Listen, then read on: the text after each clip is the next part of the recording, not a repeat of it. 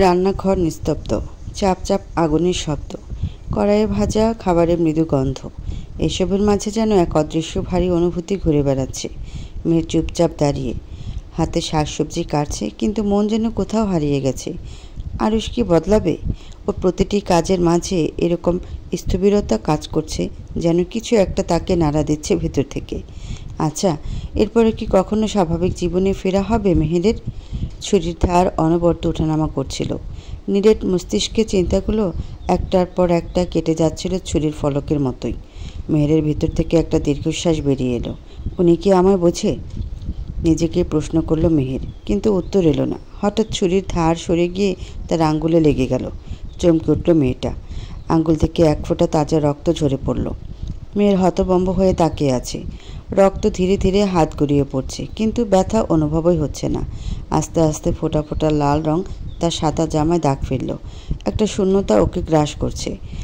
এই রক্ত, এটা কি শুধুই একটা ছোট্ট ক্ষত, নাকি তার অস্থিরতা, তার অসহায়তারও প্রতীক? দ্রুত হাত ধুয়ে নিল মেহের। বেসিনে রয়ে গেল রক্তের ছোপ, ঠিক যেমন তার মনে জমে থাকা হাজারো প্রশ্ন, যার উত্তর সে জানে না। ঠিক যেমন তার জীবন, যেখানে সব কিছু এলোমেলো হয়ে যাচ্ছে। তারপর ধীরে ধীরে আয়নার দিকে তাকালো মেহের। চোখে এক ধরনের ক্লান্তি, হতাশা আর চাপা ক্ষোভের ছায়া। নিজেকে প্রশ্ন করল মেহের, আমি কি আসলে ওনাকে বদলাতে পারবো? কিন্তু উত্তর এলো না। হাতের ক্ষতটা তখনও হালকা জ্বলছিল, তবে মেহেরের মন যেন অন্য এক অনুভূতির মধ্যে ডুবে গিয়েছে। ভাবনার ভেলায় দুলতে দুলতে সে নিজেকে হারিয়ে ফেলছিল। ঠিক তখনই ফোনটা বেজে উঠল। বিরক্তি প্রকাশ করে সে ফোনটা কানে নিল। হ্যালো? কিন্তু ওপাশ থেকে ভেসে এলো এক নারী কণ্ঠ, নরম অথচ বিষাক্ত শীতলতায় মোড়া। এভাবে অকারণে নিজেকে কষ্ট দিয়ে লাভ কি মা? মেহের চমকে উঠল। সোজা হয়ে বসল সে। পুরো দেহে উত্তেজনা ছড়িয়ে পড়ল। আপনি কে? ওপাশ থেকে হাসির মতো কিছু শোনা গেল, কিন্তু সেটা ছিল চাপা, কৌশলী এবং রহস্যময়। আমি কে সেটা কি এত গুরুত্বপূর্ণ, নাকি গুরুত্বপূর্ণ যে তুমি কাকে সত্যি জানো? মেহেরের কপালে ভাঁজ পড়ল। মনে আরও অনেক প্রশ্ন ঘুরপাক খাচ্ছিল, কিন্তু কোনো উত্তর ছিল না। আপনি কি বলতে চাইছেন? স্পষ্ট করে বলুন। তুমি সত্যিই ভাবছ ও বদলাবে? যে একবার অন্ধকারে ডুবে যায়, সে আলোতে ফিরতে পারে? এ প্রশ্ন যেন এক তীক্ষ্ণ ছুরির মতো বিঁধল মেহেরের মনে। হৃদস্পন্দনের গতি বাড়ল। আপনি আরুষকে চেনেন? অনেক বেশি চিনি। এও জানি একদিন না একদিন তুমিও চিনবে। মেহেরের অবাক হয়ে গেল। কণ্ঠটা যেন কানে বাজছে, মনের মধ্যে ঢেউ তুলছে। আপনি আসলে কে? এত কিছু কিভাবে জানেন? কিছু মানুষ সবসময় নজর রাখে, কিছু মানুষ শুধু চোখ বন্ধ করে বেঁচে থাকে। তুমি কোনটা মেহের? মেহেরের শ্বাসরুদ্ধ হয়ে এলো। এই নারী কণ্ঠস্বর যেন তার ভিতরে এক গভীর রহস্যের দরজা খুলে দিচ্ছিল। আপনি কে? বিষাক্ত কণ্ঠে উত্তর এলো। যে তোমার চোখ খুলে দিতে চায়। ফোনের ওপাশে এক মুহূর্তে নীরবতা, তারপর শুধু একটা ধীর কণ্ঠস্বর। তুমি সময় মতো সব জানতে পারবে মেহের। শুধু মনে রেখো, কেউ বদলায় না, শুধু তাদের মুখোশ পাল্টায়। ফোন কেটে গেল। মেয়ের হতভম্ব হয়ে ফোনের দিকে তাকিয়ে রইল। কে ছিল এই নারী, যে আরুষের জীবনের গভীর সত্য সম্পর্কে জানে? একটা বিষয়ে সে নিশ্চিত, এই কণ্ঠস্বর তার মনে সন্দেহের বীজ বুনে দিয়ে গেছে। আর এখন মেহেরের মাথায় শুধু একটাই প্রশ্ন ঘুরছে, আপনি আসলে কি মিস্টার শেখ? চারপাশটা নিস্তব্ধ। সিগারেটের ধোঁয়া ধীরে ধীরে বাতাসে মিশে যাচ্ছে। দেয়ালে ঝুলে থাকা একমাত্র বাতের হলদে আলোয় স্পষ্ট দেখা যাচ্ছে রিভের রক্তমাখা শরীর। ওর মুখের এক পাশ ফুলে গেছে, কপাল ফাটা, ঠোঁট ছেঁড়া, হাত দুটো দড়ি দিয়ে চেয়ারের পেছনে বাঁধা। আরও সামনে দাঁড়িয়ে আছে, গাঢ় ছায়ায় ঢাকা এক ভয়ঙ্কর অবয়ব হয়ে। এক হাতে সিগারেট, অন্য হাতে চকচক করছে রক্তমাখা একটা ছোট্ট ছুরি। চোখে মুখে একটুও দয়া নেই, বরং একরাশ শীতলতা আর নিষ্ঠুরতা। কী রে রিপ, বেঁচে আছিস এখনো? আরও ধীর কণ্ঠে বলল, ঠোঁটের কোণে সেই চিরচেনা বিকৃত হাসি। রিপ কেঁপে উঠল। ঝাপসা দৃষ্টিতে আতঙ্ক গাঢ় হয়ে এলো। এ ছেলেটা মানুষ না, শয়তানেরও ভয়ঙ্কর রূপ। আপনি কী চান? কাপা কণ্ঠে বলল রিপ, গলা শুকিয়ে কাঠ। আমি? ঘর কাঁপিয়ে হেসে ফেলল আরুষ। হাসি থামিয়ে এক পর্যায়ে বলল, আমি ভয় দেখাতে চাই। এই ঘরে ক্যামেরা আছে, ক্যামেরা সব রেকর্ড হচ্ছে। তুই কিভাবে মরবি তোর বাপকে দেখাবো না? আফটার অল আমি রেসপন্সিবল মানুষ। কথাটা বলেই আরুষ ছুরিটা এক ঝটকা রিপের উরুতে বসিয়ে দিল। আহ! রিবের আর্তনাদে ছোট্ট ঘরটা কেঁপে উঠল, কিন্তু চারপাশ এখন নিস্তব্ধ যে এই চিৎকারের আওয়াজ কারো কানে পৌঁছানোর প্রশ্নই আসে না। শান্ত হ, শান্ত। ওরে, এত ভয় পেলে চলে, সাহস রাখ। আরুষ ধীর গতিতে ছুরিটা ওর উরু থেকে বের করে আনলো। তারপর সেটা ধারালো ফলায় আঙুল চালিয়ে বলল, তোকে আমি সহজে মারব না, একটু একটু করে শেষ করব। যেমন করে তোরা দুর্বলদের পিষে ফেলিস, যেমন করে পেছন থেকে ছুরি বসাস। রিপ হাঁপাচ্ছে, মুখ দিয়ে গল গল করে রক্ত পড়ছে, তবু চোখের কোণে তীব্র ভয়। আমাকে মাফ করে দেন স্যার, আমি কোনো দিন আপনার সামনে আসব না। আপনি যা বলবেন করব, দয়া করেন। আরুষ এবার ওর কানের কাছে মুখ এনে শান্ত গলায় বলল, আফসোস, অনেক দেরি হয়ে গেছে রিপ। আমি বেইমানি সহ্য করি না, তোকে এখান থেকে লাশ হয়ে যেতে হবে। রিপ শ্বাস নিতে পারছে না, ওর চোখে জল ভরে গেছে। আরুষ এবার ছুরিটা নামিয়ে রেখে সিগারেটের ছাই ঝেড়ে বলল, তোর কোনো শেষ ইচ্ছা আছে? থাকলে বল। রিপ কিছু বলতে পারল না। আহারে, শরীরে এতটুকু শক্তি নেই। আচ্ছা যা, তোকে মুক্তি দিয়ে দিলাম। আরুষ পকেট থেকে পিস্তল বের করে রিপের মাথায় ঠিক মাঝখানের সেট করলো। শব্দহীন হাসল। গুড নাইট রিপ। একটা বিকট শব্দের সাথে সাথে মিলিয়ে গেল রিপের অস্তিত্ব। রক্ত ছিটকে গেল চারপাশে। আর আরুষ সে ঠান্ডা চোখে এক মুহূর্তের জন্য রিপের নিথর শরীরের দিকে তাকিয়ে রইল। তারপর ধীরে ধীরে উঠে দাঁড়িয়ে হাতের ছুরিটা টিস্যু দিয়ে মুছতে লাগলো, যেন কিছুই হয়নি। শয়তানের মতো হাসতে হাসতে ক্যামেরার দিকে তাকিয়ে বা হাতের মিডিল ফিঙ্গার দেখিয়ে ইশারায় ঠোঁট নাড়িয়ে বলল, ফাক ইউ। লাথি দিয়ে ল্যাপটপ মেঝেতে ফেলে দিয়ে গোকরো সাপের মতো ফসফস করছে হৃদ। আরও যে ওকে ইশারা করে বলেছে তা বুঝতে বাকি ল্যাপটপের স্ক্রিনটা চূর্ণ বিচূর্ণ হয়ে পড়ে রইল মেঝেতে। তবুও হৃদের রাগ কমেনি। হাত মুষ্টিবদ্ধ, নিঃশ্বাস ভারী, চোখ লাল হয়ে উঠেছে রাগে। হারামজাদা, শালার সাহস দেখো, আমাকে ফাঁকিও বলল। শালা, তোকে আমি জ্যান্ত গিলে খাবো। হৃদ চিৎকার করে দেয়ালে খুশি মারল। কাচের শোকেস ভেঙে মেঝেতে ছড়িয়ে পড়ল কাচের টুকরো। রশিদ নির্লিপ্তভাবে তাকিয়ে রইল, চোখে মুখে সামান্য বিরক্তি। আবেগে গা ভাসাচ্ছিস কেন?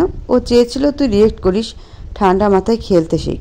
হৃদ তীব্র শ্বাস নিল, কপালের শিরাগুলো দপদপ করছে। আমি খেলতে চাই না মামা, আমি ওকে ছিঁড়ে ফেলতে চাই। শালাকে মাটিতে নামিয়ে এনে কুকুরের মতো গুলি করব। রশিদ খন্দকার ঠান্ডা চোখে হৃদকে দেখল, তারপর সিগারেটের ধোঁয়া ছাড়তে ছাড়তে বলল, তুই কি আসলে এতটা বোকা? ও জানতো তুই এভাবে প্রতিক্রিয়া দিবি, আর সেটাই হয়েছে। তাহলে কি চুপচাপ বসে থাকবো? ফোঁসফোঁস করতে করতে বলল হৃদ। রশিদ খন্দকার হাসল, ধীর ও ভয়ানক এক হাসি। না, বসে থাকবে না, তবে তোর রাগকে কাজে লাগাতে শিখ। ওর খেলায় ওর মতো খেললে হবে না, ওকে বোঝাতে হবে আমাদেরও চাল আছে। হৃদ গম্ভীর হয়ে তাকালো। কি বলতে চাইছো? রশিদ খন্দকার ঠান্ডা চোখে বলল, ও তোকে রাগিয়ে দিয়ে অস্থির করে তুলেছে।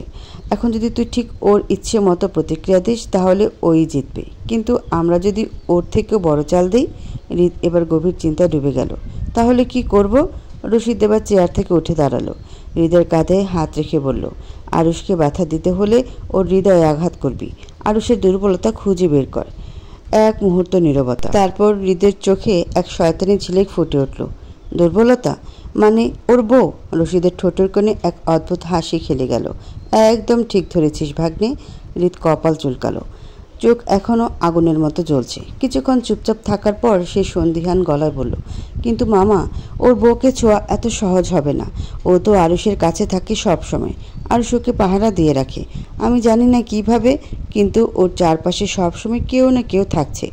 রশিদ হালকা মাথা নাড়ল, যেন এই কথাগুলো সে আগেই জানত। তারপর ধীর কিন্তু দৃঢ় কণ্ঠে বলল, হ্যাঁ আমি জানি। মেহেরকে সরাসরি টার্গেট করা বোকামি হবে। আরুষ ওকে পাহারা দেয়, কিন্তু ব্যবসা পাহারা দেয় না। হৃদ এবার প্রকুচকে তাকালো, মাথায় কিছু একটা খেলা করছে। তুমি কি বলতে চাইছো? রশিদের ঠোঁটে সেই পরিচিত ঠান্ডা হাসি ফুটে উঠল। আমরা প্রথমে ওর ব্যবসাকে গুড়িয়ে দেব, ওকে অস্থির করে তুলব। একবার যদি ওর দৃষ্টি সরানো যায় তাহলে মেহের থাকবে অরক্ষিত, তারপর আমাদের হাতের মুঠোয়। হৃদ এবার পুরোপুরি বুঝে ফেলেছে। ওর ঠোঁটের কোণে এক বিকৃত হাসি খেলে গেল। রশিদ সিগারেটটা শেষ টান দিয়ে ফেলে দিল। ততক্ষণে হৃদ চেয়ার টেনে বসেছে, আঙ্গুলগুলো টেবিলের গায়ে আওয়াজ তুলে চলেছে।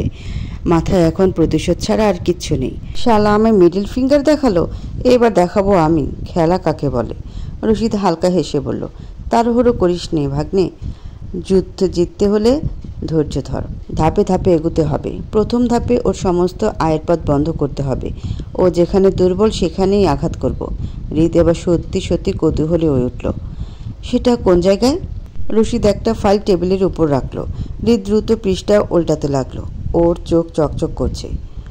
ওয়েল প্লেড মামা। ওর বেশিরভাগ ইনকাম আসে আন্ডারগ্রাউন্ড বিজনেস থেকে, আমি জানতাম। কিন্তু এখানে একটা নতুন জিনিস দেখতে পাচ্ছি, রশিদ শান্ত গলায় বলল। ওর কিছু বৈধ ইনভেস্টমেন্টও আছে যা কভার হিসেবে কাজ করে। আমরা সেগুলোর শিকড় কেটে ফেলব, যাতে বৈধ ও অবৈধ দুই দিক থেকেই ক্ষতি হয়। হৃদ এক মুহূর্ত চুপ থেকে বলল, মানে ওকে আমরা চারদিক থেকে চাপ দেব, যাতে পালানোর রাস্তা না থাকে? রশিদ হাসল, চোখের কোণে এক ভয়ানক উচ্ছ্বাস। এই তো বুদ্ধি খুলছে ভাগ্নের। হৃদ গভীর চিন্তায় ডুবে গেল। কয়েক সেকেন্ড পর জিজ্ঞেস করলো, তাহলে প্রথমে কি করব? রশিদ ঠান্ডা গলায় উত্তর দিল, ওর একটা বড় ডিল আসছে, আমরা সেটাকে গিলে ফেলব। হৃদ এবার হেসে উঠল, ভয়ানক রকমের উন্মাদ হাসি। শালা বুঝতেই পারছে না ওর জীবনের সবচেয়ে বড় ভুলটা করে ফেলেছে। হৃদ ফাইলটা বন্ধ করলো। চোখে খেলা করছে দুঃসাহসিকতা।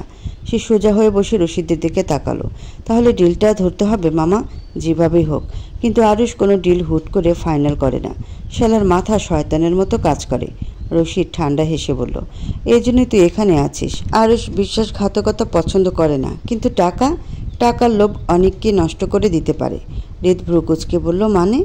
রশিদ এক গ্লাস পানি নিয়ে ঢকঢক করে খেলো, তারপর ঠান্ডা কণ্ঠে বলল, আরুষের ডিল যেখানে হবে তার মধ্যে একজন থাকবে আমাদের লোক।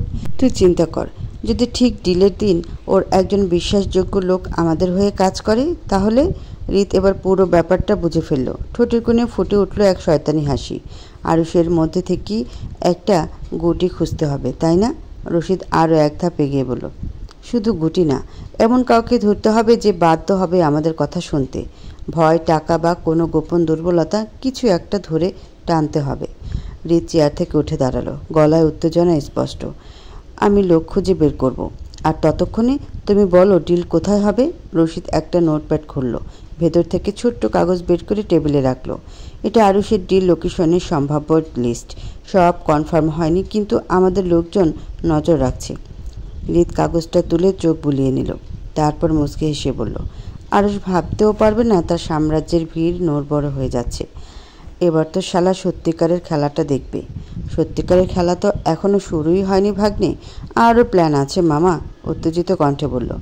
রশিদ আস্তে আস্তে মুখ ফিরিয়ে আবার বলতে শুরু করলো, ওর গোপন শক্তির উৎস কোথায়? ওর ব্যবসায়। আর ব্যবসার প্রাণ হলো সরবরাহ। আমরা যদি ওর ব্যবসার মূল কেন্দ্রটাই ধ্বংস করে দিই তাহলে? হৃদ এক মুহূর্ত থমকালো, তারপর ধীরে ধীরে ওর ঠোঁটে এক বিকৃত হাসি ফুটে উঠল। আরুষের গোডাউন? রশিদ মাথা নেড়ে বলল, ঠিক তাই। আরুষের মালপত্র সবচেয়ে বড় স্টোরেজ ওখানেই, অস্ত্র, ড্রাগ, কন্ট্রাক্ট পেপার, সব কিছু। আমরা যদি সেটা উড়িয়ে দিই তাহলে ওর ব্যবসা এক ধাক্কায় অনেকটা পিছিয়ে যাবে। হৃদ মুষ্টি শক্ত করলো, চোখে উন্মত্ত ঝলক। তাহলে দেরি কেন? আমি লোক রেডি করি। রশিদ হাত তুলে থামিয়ে দিল, না হৃদ, বেশি উত্তেজনা নয়। আমাদের পরিকল্পনা নিখুঁত হতে হবে।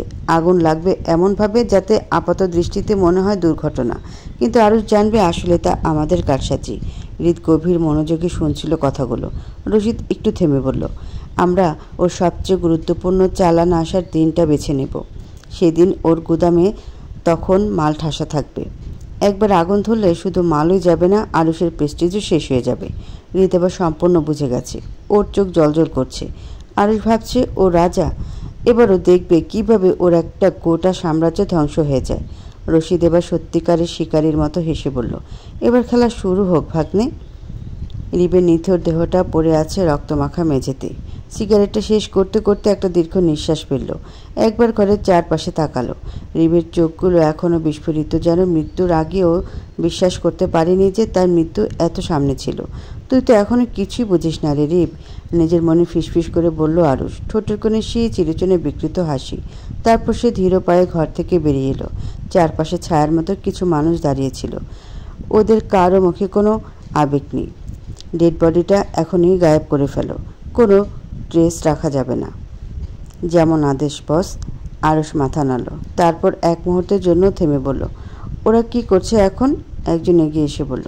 রশিদ খন্দকার এখনও ধরা দিচ্ছে না বস। ওর লোকজনও নড়িচড়ে বসেছে, নতুন কোনো প্ল্যান কষছে। আরুষ চোখ শুরু করলো, ঠান্ডা কণ্ঠে বলল, দৌড়াতে দাও। আমার শিকারকে আমি দৌড়ানোর সুযোগ দিই, যাতে ভয় আস্তে আস্তে চূড়ান্ত পর্যায়ে পৌঁছায়। লোকগুলো একসঙ্গে মাথা ঝাঁকালো। এরপর আরুষ গাড়ির দিকে এগিয়ে গেল, দরজা খুলে বসে স্টার্ট দিল। ফোন বের করে আরেকটা নম্বরে ডায়াল করলো। মেহের এখন কি করছে? ওপাশ থেকে একটা গম্ভীর কণ্ঠ জানালো, ম্যাডাম ঘুমিয়ে পড়েছেন, তবে দুপুর থেকে বেশ চিন্তিত লাগছিল। কিছু একটা যেন বোঝার চেষ্টা করছিলেন। আরুষের ঠোঁট বাঁকা হাসিতে ঠোঁট সাজালো। ভালো, ও ভাবুক। ও যত বেশি ভাববে তত বেশি আমাকে জানার চেষ্টা করবে, আর ও যত বেশি আমাকে জানবে তত বেশি আমাকে ছাড়তে পারবে না। একটা তীব্র শীতলতা নেমে এলো আরুষের কণ্ঠে। গাড়ির স্পিড বাড়ল।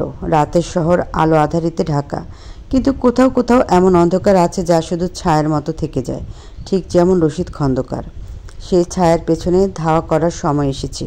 এক কণ্টকযুক্ত পথ যেখানে অন্ধকার আর আলো একে অপরকে ছুঁয়ে থাকে, আর তার মাঝখানে রাশেদ খন্দকারের অদৃশ্য কৌশল, যেন এক সুনিপুণ বয়ান যা শুধু সময়ের অপেক্ষায় ওত পেতে থাকে। গোধূলির আলো আধারের খেলা ছড়িয়ে পড়েছে সারা আকাশে। লালচে মেঘেরা রঙের খেলায় মেতে উঠেছে, যেন প্রকৃতির হাতে আঁকা এক অপূর্ব ক্যানভাস। কখনো আবছা ধূসর, কখনো টকটকে লাল। প্রতিটি মেঘকণা যেন এক একটি স্বপ্নের রঙে রাঙানো। সন্ধ্যার এই অভিনব দৃশ্যের মোহে পড়লে মানুষ সময় ভুলে যায়। মেহেরের হাতে কফি মগ। আরুষকে কফি খাওয়াতে খাওয়াতে এখন টুকটাক খাওয়া হয়। এক কাপ চা বানাতে অযথা চা পাতার অপচয় কেন? অতএব 2 কাপ কফি চলে চড়ুক। আমাকে কিভাবে টর্চার করা যায় তার ফোন দিয়ে আছ? হঠাৎ আরুষের আগমন। দুষ্টু হেসে প্রশ্ন করে সে, সারাক্ষণ আপনাকে টর্চার করার জন্য আমি মরে যাচ্ছি না মিস্টার শেখ। আমার আরও অনেক চিন্তা রয়েছে। 1 সপ্তাহের জন্য বাগানবাড়ি থেকে ঘুরে আসি চলো, মন ভালো হবে। বাগানবাড়িতে নিশ্চয়ই বোমা সেট করা, তাই অফার করছেন? তুমি কোনো বিল গেটস নও। তোমায় মেরে আমার 2 পয়সা লাভ নেই। মশা মেরে হাত ময়লা আরুষ করে না। 7 দিন আমার কথা শুনে চলুন, তাহলে আর কোনোদিন টর্চার করব না। আপনার জীবন থেকে চিরতরে চলে যাব। প্লিজ একটু ফেভার করুন। মেনে নিলে? আমাকে সোজা করা তোমার কাম্য নয়। আমার অপ্রিয় মুখ আপনি। ইচ্ছে করে না অস্থায়ী বাসা পেতে আপনার কাছে থেকে যেতে। আপনার স্পর্শ আমার শরীরে কাটার মতো বিধে, যন্ত্রণা হয়। আমায় আপনি মুক্তি দিন। আরুষের বুকে কাটার মতো বিঁধল কথাখানা। আমায় আপনি মুক্তি দিন। কেন? আরুষ বুঝি এত খারাপ? তাকে ছেড়ে চলে যেতে সবাই কেন ব্যস্ত হয়ে পড়ে? আমি জিনিসটাই বিষাক্ত। তোমারই দোষ কি? একসাথে থাকতে থাকতে কুকুর বিড়ালের উপরও মায়া জন্মানো সম্ভব, কিন্তু আমার উপর না। বাবা ছাড়া পৃথিবীতে সবার চোখে আমি ঘৃণিত। একটাবার চেষ্টা করে দেখুন না ভালো হওয়ার। সবাই আপনাকে শ্রদ্ধা করবে, ভালোবাসবে। অন্যের জন্য আমি কেন আমায় বদলাতে যাব? যে আমায় ভালোবাসার, আমার যে কোনো অবস্থাতেই ভালোবাসবে। যে কখনোই কারো জীবনে সুফল বয়ে আনে না। কোনো সুফল আমার চাই না। খারাপ ছেলেদের জীবনে কখনো শুভ কিছু হয় না। তারা চায় না বলেই হয় না। কে বলেছে আপনি খারাপ? খারাপ বলেই তুমি আমার থেকে মুক্তি চাও, চলে যেতে চাও। আমি খারাপ বলেই তো কেউ আমার নিজের মনে আশ্রয় দিল না। বিদ্রুপে সুরে বলল আরুষ। আপনি চান আমি থেকে যাই? আমার চাওয়া বা না চাওয়ায় তোমার ডিসিশন বদলাবে না মেহেরজান। তাড়াতাড়ি বাবার মনের মতো হয়ে উঠুন। কথা দিচ্ছি আমার শাসন মুক্ত জীবন পাবেন। ভালো থাকবেন, সুস্থ জীবন লিড করবেন। আপনাকে শুনতে হবে না মিস্টার অমানুষ ডাক্তার। আর যদি ভালো না হই, আমার বউ হয়ে থাকবে সারা জীবন আমার কাছে? না, যাকে ঘৃণা করা হয় কখনোই তার সাথে ঘর করা যায় না। তাহলে তুমি আমার ভালো চেয়েও না মেহেরজান। প্রার্থনা করো আরুষ ধ্বংস হয়ে যাক। স্মিথ হেসে বলল, কাউকে ভালোবাসলে তার খারাপ চাওয়া যায় না মিস্টার শেখ, ক্ষতি চাওয়া যায় না। মনে মনে বলল, আপনার জীবন আলোময় হোক, যা আমি শুরু থেকে চেয়েছি। মেয়ের চলে আসে সেখান থেকে। আরুষ ঠায় দাঁড়িয়ে থাকে ছাদে। আমি সেই ভালো কখনো চাই না, যে ভালোতে তুমি থাকো না মেহেরজান। চুক্তি শেষে মুক্তি আসে, বুকের ভেতর দুঃখ হাসে। একজন আসক্ত হয় নতুন মানুষে, আর অন্যজন কেবল দুঃখ পুষে। তার কখনো অন্য পথে হাঁটা হয় না। সে কখনো নতুন মানুষ খুঁজে দেখে না। সে অনুভব করে পুরনোতে মায়া বাড়ে। নিজের অস্তিত্ব বিলীন হলেও ভোলা যায় না তারে। যে মানুষের ভেতর জুড়িয়ে একটা তুমিময় তুমি থাকে, সে মানুষ কি আর নতুন করে ভিন্ন তুমি আঁকে? তার কাছে যে পুরনো মানে কেবল মায়ের খোঁজ। নতুন নতুন স্নায়ুর ভেতর তাকে খুঁজে পাওয়া রোজ। সন্ধ্যা নেমে চারদিকে অন্ধকার ঘনিয়ে এসেছে। এই অন্ধকার আরুষের জীবনেও ঘনিয়ে আসবে হঠাৎ একদিন। মিস্টার অমানুষ বলে কে ডাকবে মেহের চলে গেলে? কে বহুপদী রান্না করে খাওয়াবে? বাজে অভ্যাস গোছাতে কড়া শাসন করবে, শাস্তি দিবে? কেই বা নামাজ পড়তে কঠিন তাগিদে রাখবে? এত সব কি মেহের ছাড়া আর অন্য কারোর দ্বারা সম্ভব? মেহেরকে সে বোধহয় ভালোবাসে না, কিন্তু ভালোবাসার চেয়েও বেশি চায়, থাকতে চায় সারা জীবন মেয়েটার কড়া শাসনে, আমৃত্য পাশে চায় ছায়ার মতো। মেহের যে আরুষের জীবনের এক প্রহর নেশায় আটকে গেছে। এই নেশা কি ছাড়ানো কখনো সম্ভব? সম্ভব হলেও যে চায় না আরুষ।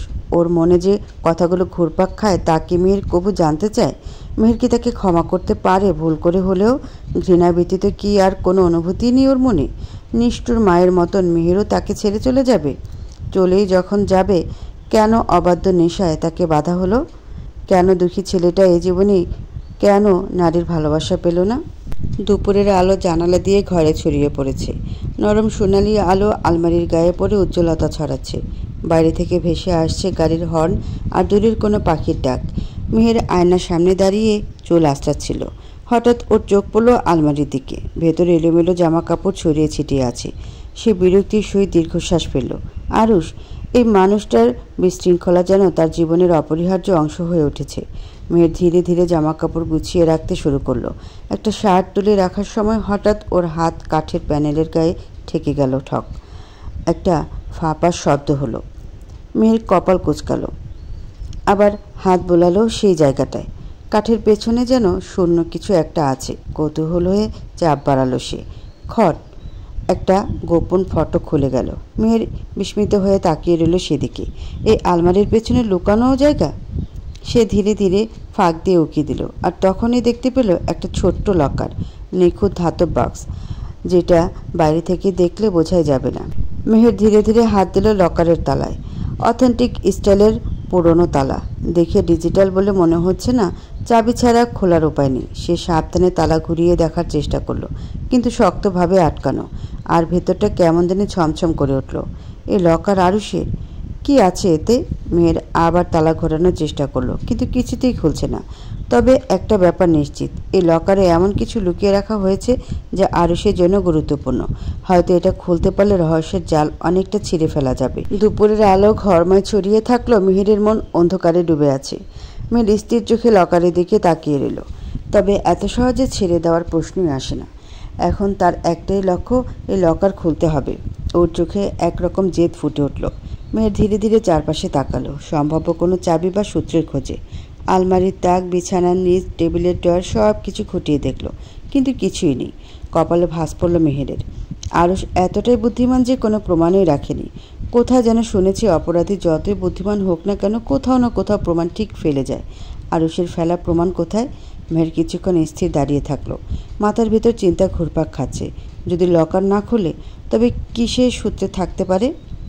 তার দৃষ্টি ঘরের দেয়ালের দিকে গেল। দেয়ালে বেশ কয়েকটা পেন্টিং টাঙানো, ভারী আর দামি কাঠের ফ্রেম। তার মধ্যে একটা অন্যগুলোর চেয়ে আলাদা। সেই পেন্টিংটি একটু বাঁকা হয়ে আছে। মেহেরের মনে সন্দেহের দানা বাঁধল। চোখ চকচক করে উঠল। কয়েক মাস পেরিয়ে গেছে এই ঘরে তার বসবাস, অথচ খেয়াল করেনি। নিজেকে মনে মনে বোকা উপাধি দিয়ে সে দ্রুত পেন্টিংয়ের সামনে গিয়ে ফ্রেমটা শক্ত হাতে ধরে তুলল।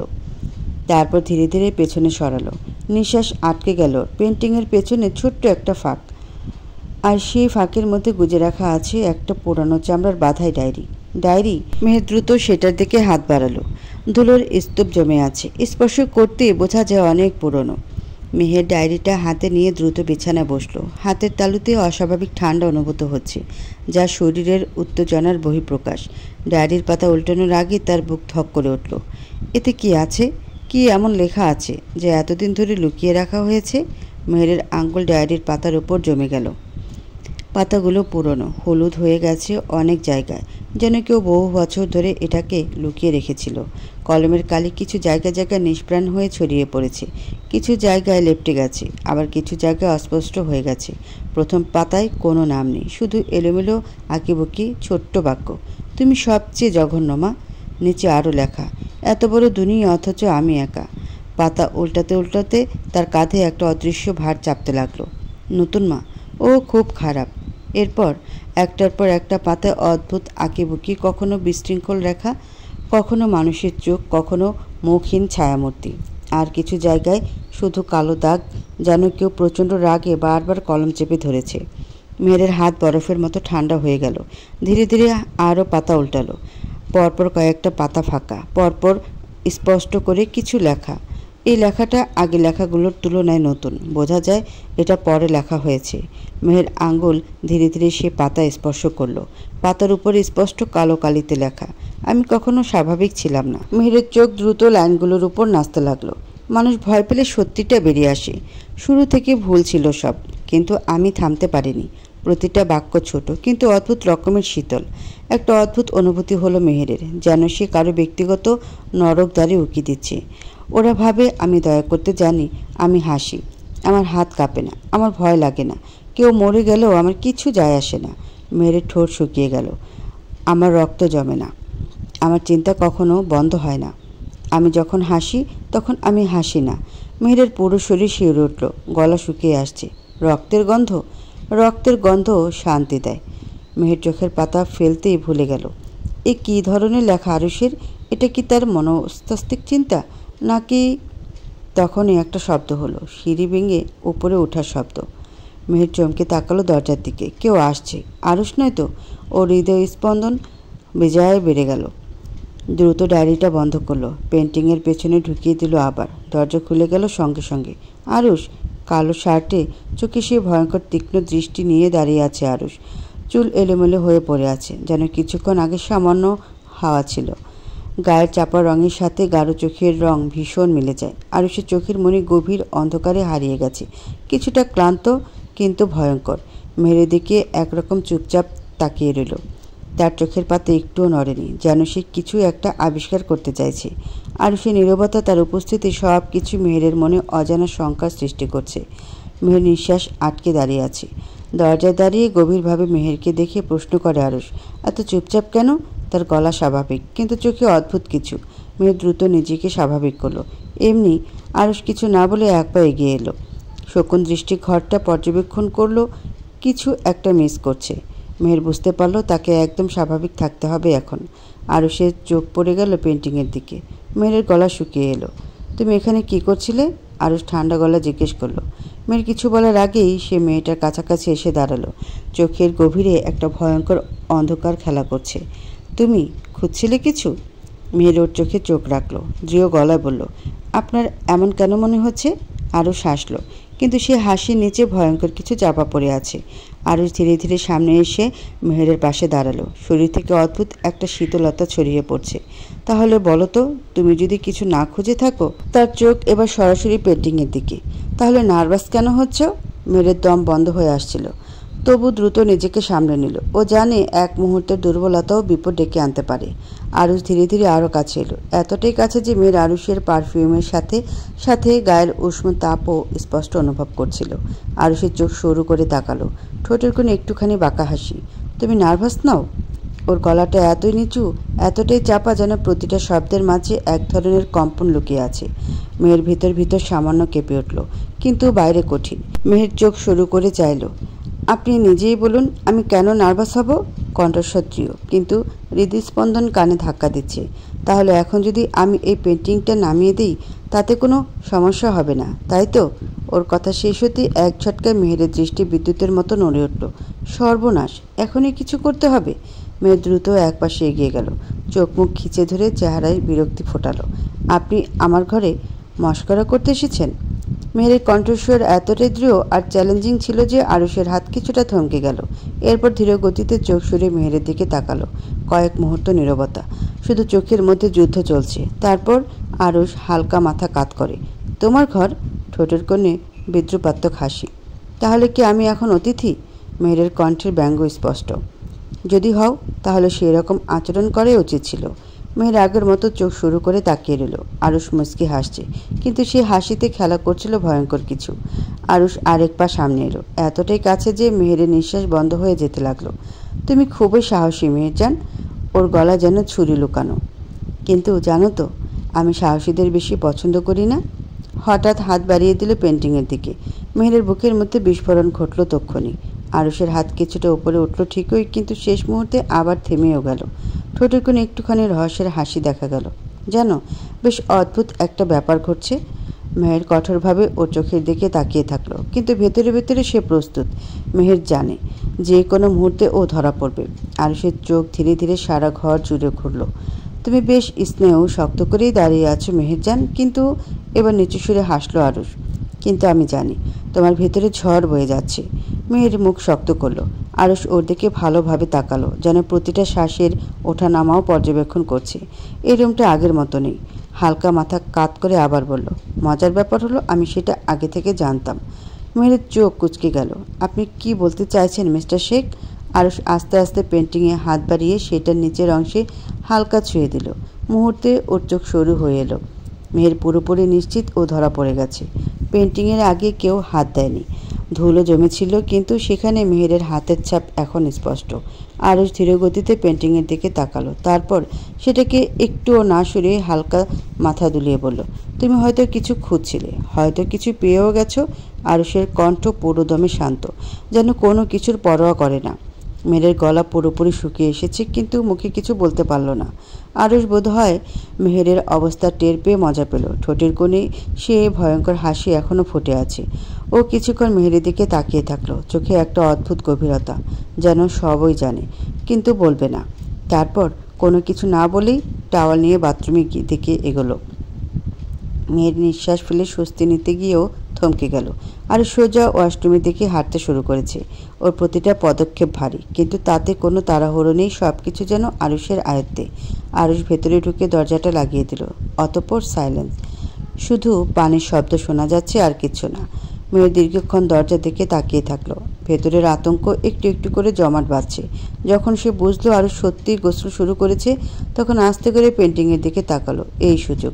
মেয়ে দ্রুত এগিয়ে গেল, হাত বাড়িয়ে ডায়েরিটা বের করলো আবার। আরুষ বেশ জানে মেয়ের এটা সন্ধান পেয়েছে, হয়তো আজ রাতেই সরিয়ে ফেলবে। সরানোর আগে তাকে আরও পড়তে হবে, তাকে জানতে হবে আরুষকে, কেন সে এমন অদ্ভুত। কিন্তু মেহের জানতো না ওর জন্য কী অপেক্ষা করছে, কারণ এইবারে লেখা ছিল আরও অন্ধকার, আরও ভয়ঙ্কর। রাতের নীরবতা কখনো কখনো অশুভ হয়। শহরের ব্যস্ততা কমে গেলে অন্ধকারের ফাঁক দিয়ে ভেসে আসে হালকা বারুদের গন্ধ। কুয়াশা আচ্ছন্ন নীলচে রাতের নিচে অদৃশ্য কোনো শক্তি অপেক্ষায় থাকে আঘাত হানার জন্য। শহরের উপকণ্ঠে অবস্থিত আরুষের একটি গুদাম। বাইরে থেকে দেখতে নিরীহ সাধারণ একটা ভবন, কিন্তু এর ভেতরে লুকিয়ে আছে মূল্যবান চালান নিয়ন্ত্রণের চাবিকাঠি। এখান থেকেই সরবরাহ করা হয় ব্যবসার এক গুরুত্বপূর্ণ অংশ। ঘড়ির কাঁটা রাত 2টোর ঘরে পৌঁছানোর মাত্রই বাতাস ভারী হয়ে উঠল। নিরাপত্তা ক্যামেরার লাল বিন্দুগুলো হঠাৎ নিস্তেজ হয়ে গেল। আশেপাশে রাস্তাগুলোও ফাঁকা, যেন কেউ ইচ্ছা করে শহরের এই অংশটা অদৃশ্য করে রেখেছে। ভেতরে পাহারারত কয়েকজন লোক ঘুরে বেড়াচ্ছিল। কেউ ধূমপান করছিল, কেউ ক্লান্ত হয়ে দেয়ালে হেলান দিয়ে ঝিমুচ্ছিল, কিন্তু কেউ টের পেল না। দূর থেকে স্নাইপার স্কোপের ছোট্ট আলো তাদের শরীরে লাল বিন্দু এঁকে দিচ্ছে। একটি নিঃশব্দ কমান্ড, এগিয়ে যাও। পরের মুহূর্তেই বুম। প্রথম বিস্ফোরণটা রাতের নিস্তব্ধতায় ছেদ করলো। পুরো এলাকা কেঁপে উঠল। গাছে গাছে বসা পাখির ঝাঁকেরা ভয়ে উড়াল দিল। ধুলোর ঝড় উঠল বাতাসে। উত্তর পূর্ব পাশের দেয়ালটা ধসে পড়ল। লোহার শাটার বিকট শব্দে খুলে গেল সঙ্গে সঙ্গে। আতঙ্কিত পাহারাদাররা অস্ত্র হাতে ছুটে এলো। চিৎকার উঠল, হামলা, সবাই সতর্ক থাকো। কিন্তু চিৎকার কোনো কাজে আসলো না। হামলাকারীদের গতিবিধি নিখুঁত, কোনো অপ্রয়োজনীয় শব্দ নেই, শুধু নিস্তব্ধ ধ্বংসযজ্ঞ। পেশাদার হামলাকারীদের মতো তারা ছড়িয়ে পড়ল। সাইলেন্সার লাগানো বন্দুক থেকে নিঃশব্দ গুলি ছুটে গেল বাতাসে। পাহারাদার পাল্টা গুলি চালানোর আগে একে একে নিস্তেজ হয়ে গেল তাদের অস্তিত্ব। গুটি কয়েক পাহারাদার এখনও সামলে ওঠার চেষ্টা করছে। তখনই বিস্ফোরণ। দ্বিতীয় বিস্ফোরণ আরও ভয়ঙ্কর। এবার সরাসরি প্রধান ডিস্ট্রিবিউশন ইউনিটে আঘাত হানল। মুহূর্তে আগুনের ফুলকি ছিটকে পড়ল চারপাশে। গুদামের ভেতরে দামি মালামাল ধ্বংস হচ্ছে। আগুন একটি বাক্স থেকে আরেকটিকে গ্রাস করছে। কেউ ছুটছে, কেউ চিৎকার করছে, কিন্তু ব্যর্থ চেষ্টা, কারণ আক্রমণকারীরা যেন ছায়ার মতো নিখুঁত।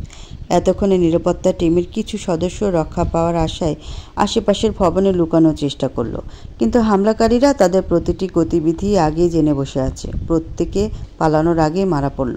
নীরবতা নেমে এলো চারিপাশে।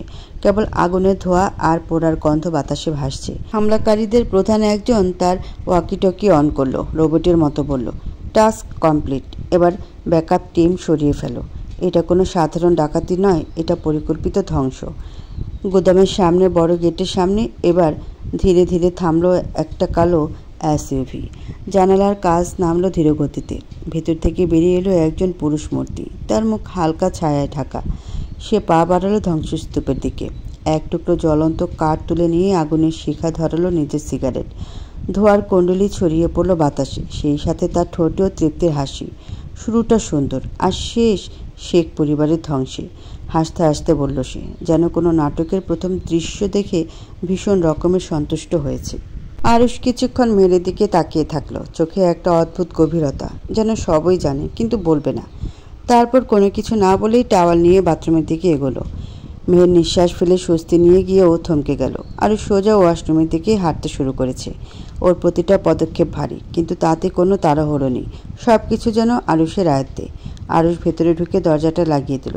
তারপর সাইলেন্স, শুধু পানির শব্দ শোনা যাচ্ছে, আর কিছু না। মেয়ে দীর্ঘক্ষণ দরজার দিকে তাকিয়ে থাকলো। ভেতরের আতঙ্ক একটু একটু করে জমাট বাঁধছে। যখন সে বুঝলো আরুষ সত্যিই গোসল শুরু করেছে, তখন আস্তে করে পেন্টিংয়ের দিকে তাকালো। এই সুযোগ। মেয়ে দ্রুত এগিয়ে গেল, হাত বাড়িয়ে ডায়েরিটা বের করলো আবার। আরুষ বেশ জানে মেহের এটার সন্ধান পেয়েছে, হয়তো আজ রাতেই সরিয়ে ফেলবে। সরানোর আগে তাকে আরও পড়তে হবে, তাকে জানতে হবে আরুষকে, কেন সে এমন অদ্ভুত। মেহের পুনরায় ডায়েরি বের করে অপঠিত পৃষ্ঠাগুলোর ছবি তুলে নেয়। এখন পড়ার সময় নেই, আগে রহস্যের তলা অবধি পৌঁছতে হবে, অতঃপর সমাধান। শাওয়ার বন্ধ হয়ে গেছে, আরুষ বোধহয় বের হবে এখনই। মেয়ে দ্রুত ডায়েরিটা জায়গা মতো রেখে ছবিগুলো সিকিউর করতে সেফ ফোল্ডারে রেখে দিল। বাথরুমের দরজাটা খুলে গেল খট শব্দ করে। আরুষের ভেজা শরীর সবে গোসল শেষ করেছে। বাতাসে হালকা শাওয়ার জেলের গন্ধ, তাজা অথচ অদ্ভুত এক গা ছমছমে অনুভূতির সৃষ্টি করলো ঘরে। আরুষের হাতে ধরা সাদা টাওয়াল, ঝাঁকড়া চুল থেকে টপ টপ করে পানি পড়ছে, অথচ তাতে যেন বিন্দু মাত্র অস্বস্তি নেই। ওর শরীরের প্রতিটা রেখা, প্রতিটা মাংসপেশি তীক্ষ্ণ ও দৃঢ়। মনে হবে যেন অন্ধকারের কোনো শাসক, যে প্রতিটা মুহূর্তে নিজের রাজত্ব কায়েম করে রেখেছে। মেয়ের প্রথমে আরুষের মুখের দিকে তাকিয়ে দৃষ্টি উদাম বুকের উপর রাখে। দানা দানা জলকণা ছড়িয়ে আছে সারা বুকে। তারই ঠিক মাঝে চকচক করছে কালচে রঙা লকেট। মেহেরের চোখ আটকে গেল আরুষের লকেটে। ছোট ধাতব, ঠিক চাবির মতো দেখতে। পানি পড়ে চকচক করছে সেটি। কেমন একটা রহস্যময় আভা ছড়িয়ে দিচ্ছে। মনে হচ্ছে ওটা শুধু একটা লকেট নয়, বরং একটা গোপন দরজার চাবি, যা খুললেই হয়তো আরও গভীর কোনো সত্য বেরিয়ে আসবে। আরুষ গলায় লকেট পরে তা আগে থেকে জানে মেহের, কিন্তু কখনো ভালোভাবে খেয়াল করে দেখা হয়নি। আগে কেবল আরুষকে তার নষ্ট পুরুষ মনে হতো, কিন্তু এখন ওকে হিংস্র শিকারী বলে মনে হয় বলি আরুষের শ্বাস প্রশ্বাসও মেহেরের কাছে সন্দেহজনক ঠেকে। তার চোখের বিচক্ষণতা, শীতল আচরণ, কথার আশ্চর্য খামখেয়ালি চরম সন্দেহজনক। কিডন্যাপ হওয়ার পর থেকে আরুষের নতুন রূপ দেখেছে মেয়েটা, যেন রোজ রোজ একটু করে ধোঁয়াশা ভেদ করে অজানা গহ্বরে পা বাড়াচ্ছে, যার গভীরতা কল্পনার বাহির। আরুষ নির্বিকার ভঙ্গিতে মাথার পানি মুছতে মুছতে সামনে গিয়ে এলো। চোখের দৃষ্টি শীতল, রহস্য, যেন সে সবই জেনে বসে আছে, কিন্তু প্রকাশ করবে না। আরুষ একদম কাছে এলো, এতটা কাছে যে মেহেরের গলা ছুঁয়ে নিঃশ্বাস ফিরে আসছে। আরুষের ভেজা চুলের গন্ধ, শরীরের উষ্ণতা, আর সে চাপা গভীরতা, সব মিলিয়ে যেন একটা অদ্ভুত মোহময় পরিবেশই তৈরি হয়েছে। মেহের পিছু হটতে চাইল, কিন্তু পারল না। আরুষ ধীরে ধীরে মাথা নামিয়ে আনলো ওর কাঁধের কাছে। তার ঠোঁট আলতো করে ছুঁয়ে গেল মেহেরের গলার এক পাশ, এতটা হালকা যেন ছোঁয়া নয়, বরং কোনো দাবি, যা অধিকার বোধ ছাড়া করা যায় না। মেহের নিঃশ্বাস বন্ধ করে ফেলল। তারপর সে শীতল অথচ উত্তপ্ত কণ্ঠস্বর তার কানে বাজল, তোমার অদম্য কৌতূহল একদিন তোমাকে আমার চেয়েও বেশি পুড়িয়ে দেবে মেহেরজান। তারপর একটুখানি থেমে আর একটু গভীর সুরে বলল, কিন্তু জানো, আমি সেটা দেখতে চাই। মেরুদণ্ড দিয়ে শিহরণ বয়ে গেল মেহেরের। আরুষ ধীর পায়ে সরে গেল। মেহের তখনও স্থির দাঁড়িয়ে রইল, শুধু একটা কথায় মগজের ভেতর ঘুরছে, এই পুরুষ তার জীবন ধ্বংস করবে, নয়তো এমনভাবে বদলে দেবে যা সে কল্পনাও করেনি। টেবিলে এক অদ্ভুত নীরবতা, খাবারের গন্ধ ছড়িয়ে আছে ডাইনিং জুড়ে। মেহেরের পাজরে সবিনয়ে দাঁড়িয়ে আছেন শিউলি আন্টি। মেহের নিজের কাজ নিজে করতে পছন্দ করে, তবু তার খেয়াল রাখার কর্তব্য রয়ে যায়। আন্টি, আপনিও বসুন, আমাদের সাথে খেয়ে নিন। তোমরা খাও মা, আমি পরে খাবো, বলছে যখন বসো, ছোট করে বলল আরুষ। শিউলি বেগম বাকবিতণ্ডায় না জড়িয়ে খেতে বসলেন। আরুষকে ছোট থেকে দেখে আসলো, ছেলেটাকে কেন যেন ভয় ভয় করে চলেন তিনি। কখনো আরুষের দ্বারা কোনো ক্ষতির সম্মুখীন হননি, তবু কোথাও যেন একটা কিন্তু থেকে যায়। মেয়ের খাবার চিবাতে চিবাতে গভীর দৃষ্টিতে আরুষের দিকে তাকালো। আম্মু আর মাহি আপনাকে দেখতে চাইছে। ও বাড়িতে একবার যেতে হবে। মেহেরের স্বর শান্ত কিন্তু একটু সতর্ক। আরুষ থেমে গেল। চামচ হাতে ছিল কিন্তু সে আর খাবার তুলল না। চোখ তুলে সরাসরি মেহেরের চোখে চোখ রাখল। কেন? মেয়ের বিয়ে হয়েছে 3 মাস হতে চলল, এখনও মেয়ে জামাই দেখেনি। ফোন করেছিল মা, আপনাকে দেখার আবদার করছে মাহি। আরুষ একটু হাসল, খুব হালকা, কিন্তু সেই হাসির মধ্যে কিছু একটা ছিল, একটা চাপা প্রতিক্রিয়া যা বোঝা কঠিন। তা কি দেখবে? আমি মানুষ না হনুমান? মেয়ের এক মুহূর্ত চুপ করে থাকলো, তারপর ধীরে সুরে বলল, ওরা জানতে চায় কেমন মানুষের সাথে আমার বিয়ে হয়েছে। আরুষ এবার ঠোঁট চেপে ধরে তাকিয়ে রইল মেহেরের দিকে, তারপর এক হাতে গ্লাসের উপর রাখলো, আঙ্গুলের ডগায় ধীরে ধীরে ঘুরিয়ে দিতে লাগলো সেটা। তারপর খুব শান্ত সুরে বলল, তাহলে আজ বিকেলে দেখা করে আসি। আরুষ বিনা প্রতিক্রিয়ায় রাজি হয়েছে। এই যেন অমাবস্যায় চাঁদ হাতে পাওয়ার মতো ব্যাপার। মনে মনে খুব খুশি হলো মেয়েটা। কতদিন পর মাকে জড়িয়ে ধরতে পারবে, মায়ের হাতের রান্না খাবে, মাহিটাকে আদর করে দেবে। দ্রুত খাওয়া শেষ করে মেহের মাকে ফোন করে জানালো, আমরা আসছি। আজ যেন ওর আনন্দের সীমা নেই। বিকেলবেলা সূর্য কিছুটা নেমে আসায় আকাশে একটা শান্ত নরম আলো ছড়িয়ে পড়েছে। মেহের লাল খয়েরি রঙা শাড়িতে নিজেকে আবৃত করেছে, চুলের গোছা আটকেছে খোপায়, হাত কান গলা স্বর্ণের অল্প কিছু অলঙ্কারে সাজিয়েছে, ঠোঁট রাঙিয়েছে খয়েরি লাল লিপস্টিকে, সাথে গাঢ় করে কাজল। যে চোখের তেজ আরুষকে পুড়িয়ে দেয়, সে চোখে কাজল ছোঁয়ানোর পর তা অন্যরকম মাত্রা ছুঁয়েছে, আকর্ষণীয় দেখাচ্ছে ভীষণ। এই গহীন শীতল আবেদনময়ী চোখের দিকে তাকিয়ে আরুষের নিঃশ্বাস না আটকে যায়।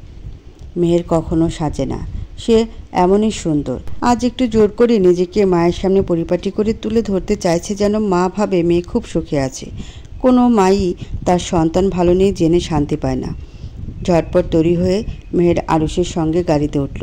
মন ভীষণ ফুরফুরে, মনে হচ্ছিল এই সফর কোনো সাধারণ সফর নয়, বরং পিকনিক। গাড়ির জানালা নামানো, বাইরের দৃশ্য ম্লান হয়ে যাচ্ছে। আরুষের মুখে ঠান্ডা অপ্রকাশিত হাসি, সেদিকে এক পলক তাকিয়ে মেয়ের চোখ সরিয়ে নেয়। আরুষ ড্রাইভ করতে করতে তার দিকে না তাকিয়ে জিজ্ঞেস করলো, আজ তোমার বিয়ে? লাল টুকটুকে বসে বসে আছো কেন? মেয়ের হালকা কটাক্ষে উত্তর দিল, না, আপনার বিয়ে। বাসর তাহলে রাতেই? চোখ টিপে বলল। মেয়ের দাঁত কটমট করে চাইলে আরুষের পানে, ক্ষিপ্ত সুরে বলল, ইরিটেট করবেন না, ভদ্রলোকের মতো গাড়ি চালান, অসভ্যের ট্রাঙ্ক। অসভ্য যখন বললি, এখন তাহলে অসভ্যতামি করি, নয়তো আমার পুরুষত্বে প্রশ্ন উঠবে। মেয়ের কিছু বলতে গিয়েও থেমে গেল, ক্লান্ত লাগছে। শুধু শুধু ঝগড়া করে প্রেশার বাড়ানো বোকাদের কাজ, আর মেহনুর হুসাইন বোকা নয়। জানালার বাইরে দিয়ে ব্যস্ত রাস্তা দেখা যাচ্ছে, শত শত গাড়ি ছুটে যাচ্ছে, বাতাসে দূষণের তিতকুটে ভাব। এমন সময় জিপে অবস্থানরত 4 জন বখাটে তাদের গাড়ির পাশে চলে এলো। ছেলেগুলো দৃষ্টি যে অশালীন তা স্পষ্টভাবে বোঝা যাচ্ছে। একজন শীষ বাজালো, আর অন্যরা বাজে মন্তব্য করতে শুরু করলো। তারা মেহেরের দিকে অঙ্গভঙ্গি করছিল ও হাসছিল। একটা সময় চেঁচিয়ে উঠে তারা গানের সুরে ছড়া কেটে বলে, ও হো সুন্দরী নারী তো না, আস্ত পরি, ছুঁয়ে দিলে কারেন্ট লেগে যায়, ও হো সুন্দরী, পরি কি মরি মরি, তোমার ছোঁয়ায় তৃষ্ণা লাগে হায় ও সুন্দরী। বিরক্তিতে মুখের অভিব্যক্তি পাল্টে গেছে মেহেরের, কিন্তু এক মুহূর্তের জন্য কিছুই বলল না। জানতো তার প্রতিক্রিয়া কাজে দেবে না, কেবল উত্তেজনা বাড়াবে। আরুষ দৃশ্যটা শীতল চোখে পর্যবেক্ষণ করে নিল, একবার তাদের দিকে তাকিয়ে মেমোরিতে সেভ করে নিল মুখচ্ছবিগুলো, তারপর জানালার কাজ তুলে দিল। মেহেরের মুখে এখনও আগের মতো বিরক্তি। ঘরে বাস করে এক বখাটে আর এক বখাটে রাস্তায়, বিরক্তির চোটে পিত্তি জ্বলে যাচ্ছে। আরুষ হঠাৎ গাড়ি সাইডে দাঁড় করালো। মেয়ের প্রশ্নসূচক চোখে তাকাতেই খপ করে কোমর ধরে তাকে কাছে টেনে নেয় আরুষ, খ্যাপা গলায় প্রশ্ন ছুড়ে, লিপস্টিক দিয়েছ কেন? রাস্তার ছেলে ভোলাতে? মেহেরের তপ্ত মেজাজ আরও কয়েক ডিগ্রি তেতে গেল। কিছু বলতে যাবে তার আগে আরুষ ওর মুখ বন্ধ করে দিল। ঠোঁটের আকস্মিক স্পর্শে প্রথমে কেঁপে উঠল, পরবর্তীতে জ্বালা অনুভব করল মেহের। আরুষ তার ঠোঁট কামড়ে ধরেছি। কি বেয়াদব, কি বেয়াদব! দীর্ঘ সময় ঠোঁট কামড়ে ক্ষতপ্রায় করার পরে আরুষ মেহেরকে মুক্তি দেয়। ততক্ষণে রাগে মেহেরের চোখে পানি চলে এসেছে। কাজল কালো চোখে রাগ মিশ্রিত অশ্রুর ক্ষীণ ছোঁয়ায় মারাত্মক দেখাচ্ছিল মেহেরের দৃষ্টি। আরুষ বুকে ধাক্কা অনুভব করলো, শরীর তীব্র বাসনায় কেঁপে উঠছে, নিঃশ্বারা গিলে ফেলতে চাইছে বোধশক্তি। বাহা এমন ছটফট করছে বিধ্বংসী নারীকে ভুল করে হলেও একটিবার ছুঁয়ে ফেলার জন্য। তবে আরুষ তা করল না। এই মুহূর্তে দুর্বল হলে সত্যি বড় ভুল হয়ে যাবে। অথচ আরুষ মেহেরের চোখ থেকে দৃষ্টি সরাতেও পারে না। ভেতর ভেতর কেমন যেন এলোমেলো হয়ে যাচ্ছে। কেমন নেশা ডুবলো সে। তোমার লাল ঠোঁট চাই? প্রতিবার কামড়ে রক্ত লাল করে দেব। স্বামীর আদর ছাড়া এই রঙের লিপস্টিক পৃথিবীর কোথাও কোটি টাকা দিয়ে কিনতে পারবে না। আর কখনো যেন ওই ঠোঁটে লিপস্টিক না লাগে, জাস্ট কামড়ে নাই করে ফেলবো। কঠোর গলায় বলল, আপনার সাহস তো কম নয়। আমার ঠোঁট আমি যা খুশি করব, দরকারে অ্যাসিড দিয়ে ঝলসে দেবো, তাতে আপনার কি? গোটা তুমিটাই আমার। তোমার সারা শরীর জুড়ে শুধু আমার দখলদারি, অথচ তুমি প্রশ্ন করছো আমার কি? আপনি আমায় কিনে রাখেননি, আমার স্বাধীনতা আছে ততটুকুই যতটুকু আমি তোমায় দিয়েছি। বলে আরুষ গাড়ি থেকে বেরিয়ে গেল। কোথায় গেল বলে গেল না। মেহেরও জানতে চাইল না। চুলোয় যাক বেটা লুচ্চা। মিনিট 30 পর আরুষ হাত ভর্তি ব্যাগসহ ফিরে এলো। অপেক্ষায় মেয়েটার কোমর ধরে গেছে ততক্ষণে। মেহের ভুরকুচকে প্রশ্ন ছুড়ে, এসব ফল মিষ্টি, কিছু জামা কাপড়। প্রথমবার শ্বশুরবাড়ি যাচ্ছি, খালি হাতে যাওয়া যায়? আফটারঅল আমি আদর্শ জামাই, আদর্শে নিকুচি করছে, রাগী সুরে বলল। আরুষ মুচকি হাসি দিয়ে ডিকিটে ব্যাগগুলো রাখলো। ড্রাইভিং সিটে বসে গাড়ি স্টার্ট দিল পুনরায়। গভীর দৃষ্টি ফেলে মেহেরের পানে এক ঝলক চেয়ে নেশা কণ্ঠে বলল, তুমি আমার দেখা সবচেয়ে ভয়ঙ্কর সুন্দরী নারী, যার উপস্থিতি আমার তছনছ করে দেয়, কাল বৈশাখীর মতো গুড়িয়ে দেয় ব্যক্তিত্বকে। অথচ বারবার আমি নিজের সর্বনাশ ডেকে আনতে তোমায় ছুঁয়ে ফেলি। বিকেলের আলো ধীরে ধীরে ফিকে হয়ে আসছে। চারপাশে সন্ধ্যার আবহ ছড়িয়ে পড়েছে। ঘরটা কেমন যেন নরম উষ্ণতায় ভরে গেছে। মেহেরের মা আর মাহি আরুষের সঙ্গে স্বাভাবিকভাবেই কথা বলছিলেন, যেন অনেক দিনের চেনা কেউ। ডাইনিং টেবিলে খাবার সাজানো হলো। মেহেরের মা অনুরোধ করলেন, বাবা একসঙ্গে খেয়ে যাও, আজ প্রথমবার যখন এলে একটু গল্প সল্প করে রাতের খাবার খেয়ে যেও। মাহিও পাশে বসে অনুরোধ করলো, ভাইয়া আজ রাতটা থেকে যাও না, আম্মু নিজ হাতে রান্না করেছি, তোমার খেতেই হবে। আরুষ একটু ইতস্তত করলো। থাকা তার স্বভাব নয়, অথচ মেহেরের দৃষ্টি তার দিকে পড়তেই সে বুঝল না, বলা সহজ হবে না। মেয়েটার চোখে এক ধরনের অনুচ্চারিত অনুরোধ, যা সে প্রকাশ করবে না, তবু বোঝা যায়। একটা দীর্ঘশ্বাস ফেলে শেষমেশ সে বলল, আচ্ছা খেয়ে যাব, কিন্তু থাকা হবে না শালাবাবু, ভাইয়া আবার আসবো, এবার আসলে পাক্কা থাকবো, প্রমিস, গাল টেনে বলল। মেয়ের মুখে কিছু বলল না, কিন্তু ওর ঠোঁটের কোণে একটা প্রশান্তির নীরব হাসি রেখা দেখা গেল। আরুষের এতটুকু কথাই মন চাওয়ার বেশি পেয়েছে। সন্ধ্যার আলো নিভু নিব, পশ্চিমের আকাশে রক্তিম আভা ছড়িয়ে পড়েছে। মেহেরের বারান্দায় দাঁড়িয়েছিল আরুষ, এক হাতে সিগারেট, অন্য হাতে মোবাইল, গাঢ় কালো শার্টের হাতা গুটানো, চোখে সেই একই শীতলতা, যেন কোনো কিছুই তাকে বিচলিত করতে পারে না। মেহের ঘরে নেই, ছাদে গিয়েছে তার শখের গাছগুলোর অবস্থা দেখতে। এমন সময় ফোনটা ভাইব্রেট করলো। স্ক্রিনের নাম দেখে একপাশে ঠোঁট টেনে হালকা হাসলো আরুষ, তারপর কল রিসিভ করলো। ওপাশ থেকে আতঙ্কিত কণ্ঠে শোনা গেল, বস, গোদাম ছাই হয়ে গেছে। চারপাশের পাখিদের কিচিরমিচিরের মাঝেও তার গলার ভয়ের স্পষ্ট ছাপ ফাঁকা বাতাসে কেমন যেন অস্বাভাবিক ঠেকছিল। আরুষ কোনো প্রতিক্রিয়া দিল না। ধীরগতিতে বারান্দা গ্রিল ছুঁয়ে আঙ্গুল চালালো। তারপর কণ্ঠ একদম নির্লিপ্ত, যেন কিছুই ঘটেনি। ওপাশের লোকটা হতবাক হয়ে বলল, তারপর বস, সব শেষ, মাল পুরি শেষ। আমাদের পাহারাদারদের এক একজনকে একেবারে নিখুঁতভাবে শেষ করে দিয়েছে। হামলাকারীরা পেশাদার, আমরা তাদের কিচ্ছু ধরতে পারিনি। আরও সামান্য মাথা কাত করলো, ঠোঁটের কোণে এক অদ্ভুত হাসি। ওরা কি ভেবেছে আমি জানতাম না? ওপাশ থেকে হতভম্ব কণ্ঠ, মানে বস, আমরা তো সব হারালাম। এবার হাসিটা একটু চওড়া হলো, তবে চোখ একদম ফাঁকা, গভীর ও ভয়ঙ্কর। সে ধীরে সুরে বলল, আমরা? সিগারেটের ধোঁয়া ছেড়ে গ্রিলে আঙ্গুল ঠুকলো কয়েকবার। তুমি কি মনে করো আমি জানতাম না রশিদ খন্দকার আমার গোদামে হামলা করবে? ওপাশ থেকে নিঃশব্দ। ওরা যা পুড়িয়েছে তার কোনো দাম নেই। আমি শুধু অপেক্ষা করছিলাম কখন সে চাল দেবে আর আমি মাত দেব। কল কেটে দিল আরুষ। মেহেরের প্রবেশ ঘটে তক্ষণি। সকৌতুক সুরে প্রশ্ন ছুড়ে সে, কে কাকে মাত দেবে মিস্টার শেখ? আরুষ তার মুখের অভিব্যক্তি সঙ্গীত প্রশ্ন করল, স্পাইগিরি করছো? আড়ি পেতে শুনছিলে নাকি? আসছিলাম তখন কানে বাজল। মুখে রহস্যময় হাসি দিয়ে আরুষ বলল, কানে বেশি শুনছো, ময়লা সাফ করো। এড়িয়ে যাওয়ার কৌশল ভালো, কিন্তু কাজে দিল না। আরুষ উত্তর দিতে যাবে তক্ষণি মেহের ডাক আসে। মা রান্নাঘরে ডাকছে সাহায্য করতে। মেয়ের ছুটে বেরিয়ে গেল। যেতে যেতে এক পলক তাকাশে। এই দৃষ্টিতে কতই না কৌতূহল। ড্রয়িং রুমে আড্ডা জমে উঠেছে।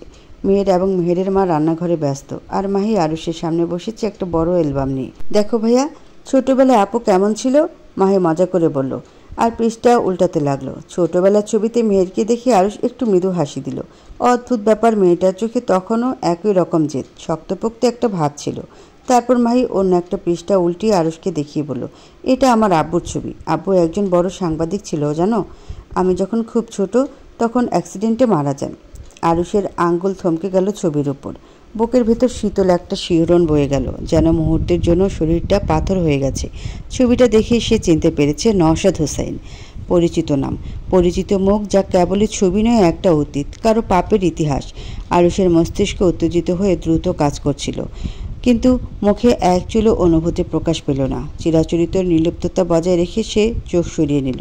মাহি তখনও বলছিল, আব্বুর মতো মানুষ খুব কম হয় জানো ভাইয়া। আপু এখনও আব্বুর কথা বললে কেঁদে ফেলে। আরুষ হালকা মাথা ঝাঁকালো, কিছুটা অন্যমনস্ক হয়ে, কিন্তু তার ভিতরে একটা প্রচণ্ড ঝড় বইছে। মেহের নওশাদ হোসাইনের মেয়ে, তাই জন্য মেহেরের রক্তে এমন দুঃসাহসিকতা, এত তেজ। আরুষ গভীরভাবে একটা শ্বাস নিল, তারপর স্বাভাবিক গলায় বলল, ভালো মানুষ ছিলেন মনে হচ্ছে। মাহি হাসল, হ্যাঁ, আমার বাবা অনেক ভালো। আরুষ কেবল মাথা নাড়ালো, যে অতি সাধারণ কোনো বিষয় শুনছে, কিন্তু মেহেরের বাবাকে নিয়ে তার মনের গভীরে ঝড় বইছে। আরুষ ভাবতেও পারেনি নিষ্ঠুর নিয়তি তার থেকে এইভাবে প্রতিশোধ নিতে পারে। ওদিকে রান্নাঘরে মেহের রান্না করছে, তার মায়ের জন্য রাখা কেয়ারটেকার সবজি কাটছে, আর মেহেরের মা হুইল চেয়ারে বসে মেয়েকে দেখছেন। আম্মু তুমি কেমন আছো? মেয়ের শাড়ির আঁচল সামলে কন্তি নাড়তে নাড়তে বলল। তার মা হাসলেন, তুই তো জানিস তোদের দেখলেই ভালো থাকি, তোদের ছাড়া ঘর খালি লাগে। মেহের হেসে ফেলল, আমি ঘন ঘন আসবো মা। তার মা মেহেরের দিকে একদৃষ্টিতে তাকিয়ে প্রশ্ন করলেন, আচ্ছা তুই কি সুখী? প্রশ্নটা এতটা অপ্রস্তুত করে দিল যে মেহের থমকে গেল। এক মুহূর্ত চুপ থেকে বলল, থাকবো না কেন, আমি খুব ভালো আছি আম্মু। তার মা চোখ সরু করে তাকালেন, যেন মেহেরের ভেতরটা দেখতে চাইছেন। আরুষ কেমন ছেলে? মেয়ের চুপ করে রইল কয়েক সেকেন্ড, তারপর মৃদু হেসে বলল, কেমন আবার হবে, ঠিকঠাক ধরনের, একটু বদমেজাজি, কিন্তু তোমার মেয়ের সামনে কিছু না। ড্রয়িং রুমের আলো, মৃদু কথা, হাসির রেশ, সব মিলিয়ে এক উষ্ণ পরিবেশ, কিন্তু আরুষের জন্য যেন সময়টা থমকে গেছে। সে বসে আছে নিস্তব্ধ, চোখ বন্ধ অ্যালবামের ওপর। বাইরে থেকে তাকে দেখে মনে হবে সে কেবল গাঢ় চিন্তায় ডুবে গেছে, কিন্তু বাস্তবে তার ভেতরে এক ভয়ঙ্কর ঝড় বইছে। নওশাদ হোসাইনের মেয়ে, তার বউ। এই সত্যি আগে জানলে আরুষ সাবধান হয়ে যেত, থামিয়ে দিত মেহেরকে, তার অনুভূতিকে। কিন্তু এখন অনেক দেরি হয়ে গেছে। আরুষের আঙ্গুল মুঠো হয়ে আসে, ঠোঁটের কোণে এক অস্পষ্ট টান, যা হয়তো ব্যঙ্গাত্মক, হয়তো বিষাদময়। মেহের জানে না তার বাবার মৃত্যু কোনো দুর্ঘটনা ছিল না, তার বাবা খুন হয়েছে। জানে না তার বাবার মৃত্যুর সাথে তার স্বামী জড়িয়ে। মেহের যদি জানতে পারে তার বাবা শুধু শুধু মারা যায়নি, তার মৃত্যু পরিকল্পিত ছিল, আর সে যদি জানতে পারে আরুষও ঘামছে, তার বুকের ভিতর একটা অস্পষ্ট যন্ত্রণা হচ্ছে, নিঃশ্বাস আটকে যাচ্ছে, যা আগে কখনো সে অনুভব করেনি। সামনে বসে থাকা মাহি তখনও গল্প বলছে, হাসছে, কিন্তু আরুষ সেসব শুনতে পাচ্ছে না। তার মস্তিষ্ক কেবল একটা কথাই ঘুরিয়ে ফিরছে, মেহের যদি জানতে পারে তাদের সম্পর্কে নেমে আসবে ভয়াবহ ধ্বংস। সে মেহেরকে চেনে, তাকে ছেড়ে দেওয়ার মেয়ে মেহের নয়। সত্যি সত্যি সব তছনছ হয়ে যাবে। আরুষ এবার উঠে দাঁড়ালো, চোখ গেল রান্নাঘরে ব্যস্ত মেয়েটার দিকে, যে কিছুই জানে না। আজ না হয় কাল, একদিন সে জানবে। সত্য কখনো চাপা থাকে না, আর সে জানে যখন মেহের জানবে তখন সে কাকে সবচেয়ে বেশি ঘৃণা করবে। একটা ভয়, এই ভয় তার মতো পাষাণ মানুষকেও আজ টলিয়ে দিচ্ছে। হায় নিয়তি, প্রকৃতির এহেন প্রতিশোধ না নিলে কি হতো না?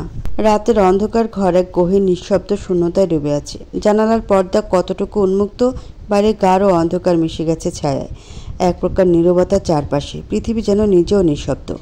মেয়ের ঘুমিয়ে থাকা আরুষের পাশে একটু নড়াচড়া না করে নিঃশব্দে নিজের ফোন হাতে নিল। তার মনের ভিতরে ভীষণ কৌতূহল জেগে উঠেছে, উত্তরগুলো যেভাবে হোক পেতে হবে। আরুষ গভীর ঘুমে আচ্ছন্ন, নিঃশ্বাসের শব্দ ছাড়া আর কিছু শোনা যায় না। মেহেরের হাতে মোবাইল, চুপচাপ সে স্ক্রিনের দিকে তাকিয়ে থাকে। আঙ্গুলগুলো স্বাভাবিক গতিতে চলে, কিন্তু মনের গভীরে এক অস্থির স্রোত চলছে। মেহেরের আঙ্গুল অসহায়ভাবে স্ক্রিনের উপর সরে যাচ্ছিল। একের পর এক বাক্য, এক একটা বাক্য যেন তার শির দ্বারা বেয়ে ঠান্ডা স্রোতের মতো নেমে আসছিল। আমি কি পাগল? তারা তাই বলে, কিন্তু আমি তো জানি আমি ঠিক আছি, আমি ঠিক। রাতের অন্ধকার সুন্দর, তাতে রক্তের লাল রং ভালো মিশে। মেহের থমকে গেল, ঠোঁট শুকিয়ে আসছে, আঙ্গুল কাঁপছে, গলাও শুকিয়ে এলো। বুকের ভেতর কোথাও একটা চাপ চাপ অস্বস্তি জমে উঠেছে। রক্ত বয়ে পড়েছি, মানুষের বিবেক বলে কিছু থাকে, কই আমি তো পাইনি। শ্বাস টেনে নিল মেহের, হাতের তালু ঘামছে। রক্তের গন্ধে নয়, আসল আনন্দ তাদের ভয়ার্ত চোখে থাকে। তারা আঙ্গুল থেমে গেল, বুকের ভিতর ধুকপুক বাড়ছে। আমি কখনো হাত কাঁপাইনি, আজও না। বাক্যটা পড়তে নিঃশ্বাস বন্ধ হয়ে আসছিল। হাত কাঁপেনি? কখন? কিসের জন্য? মেয়ের ঠোঁট কাঁপছিল, কিন্তু সে পরের স্ক্রিনে গেল। কারো চোখে জ্বলতে থাকা আগুন সুন্দর। শ্বাসরোধ করতে বেশি সময় লাগে না, শুধু জানতে হয় কখন থামতে হবে। মেয়ের বুক কেঁপে উঠল, শরীরে শীতল স্রোত বয়ে গেল। শ্বাসরোধ। সে ধীরে ধীরে নিজের ঠোঁট চেপে ধরল, কপাল ঘামে ভিজে উঠছে। কেউ চাইলেও পালাতে পারে না। ইঁদুরের দৌড় শেষ হয় ফাঁদের সামনে গিয়ে। মেয়ের আঙ্গুল শক্ত হয়ে এলো। এক মুহূর্তের জন্য হ্যালুসিনেশন হলো, মনে হচ্ছে যেন এই স্ক্রিনের ভেতর থেকেই কেউ তাকে দেখছে। তারা ছুটে, হাসি পায়, শেষটা সবাই জানে, তবু প্রাণপণে ছুটে। মেহেরের নিঃশ্বাস অগোছালো হয়ে গেল। এই লেখা, এটা শুধু এলোমেলো ডায়েরি নয়, এটা এটা একটা অসুস্থ মস্তিষ্কের অন্ধকারতম দিক। কাঁচ ভাঙার শব্দ আর হাড় ভাঙার শব্দ প্রায় একই রকম, পার্থক্য শুধু অনুভূতিতে। কেউ মরতে চায় না, কিন্তু আমার হাত ধরে ওরা শান্ত হয়ে যায়, খুব শান্ত। মেয়েটার চোখে ধাঁধা লেগে আসছে, আর পড়তে পারছে না, কিন্তু হাত থামাতেও পারছে না। আমি আর আমিই নেই। কেউ যেন আমার ভেতর ঢুকে আমায় কন্ট্রোল করা শুরু করেছে। কারণ আয়নার ওপাশে যা দেখি সেটা আমার প্রতিবিম্ব নয়। হাত থেকে প্রায় ফোনটা পড়েই যাচ্ছিল। মেহেরের হাত ঠান্ডা হয়ে গেছে। চারপাশে কেমন জানি অন্ধকার অনুভূত হচ্ছে। মুখে এক টুকরো হাসি, কিন্তু চোখে সেরফ ঘৃণা। কেমন লাগছে জানি না, শুধু অনুভব করছি আমি আর আমি নেই। ভয়ের নির্দিষ্ট সংজ্ঞা হয় কিনা আমি জানি না। হয়তো মানুষ যখন তার নির্মম পরিণতি জানে, ঘামতে থাকে, তখনই তাকে ভয় গ্রাস করে। মেয়ে সত্যি আর পারছিল না, ওর নিঃশ্বাস দ্রুত ওঠানামা করছে। আমি প্রতিশোধ নিই না, শুধু নিঃশেষ করে দিই। তুমি মরবে না, অন্তত এখনই না। প্রথমে তোমাকে বাঁচতে হবে, যতক্ষণ না মৃত্যু তোমার কাছে মুক্তির মতো মনে হয়। ফোনের স্ক্রিন ধরা মেহেরের হাতটা এবার কেঁপে উঠল। বুকের ভিতর প্রকাণ্ড ধুকপুক শব্দ। মেহের চোখ বন্ধ করে ফেলল এক মুহূর্তের জন্য। এই লেখাগুলো এত ভয়ঙ্কর।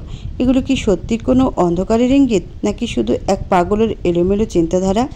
না, বাড়ি গিয়ে সবার আগে লকার খুলতে হবে। ওখানে কোনো ক্লু থাকতে পারে, বা কোনো গোপন সত্য যা মেহেরকে কাঁপিয়ে দিবে রূঢ়ভাবে। কেমন আছো মা? আলহামদুলিল্লাহ ভালো আছি আঙ্কেল, আপনি কেমন আছেন? আলহামদুলিল্লাহ ভালো আছি মা। ট্রিটমেন্ট কেমন চলছে? দেশে ফিরছেন কবে? Did you miss me? আপনার মতো করে মিস্টার শেখকে বকতে পারি না তো, আহ্লাদে সুরে বলল।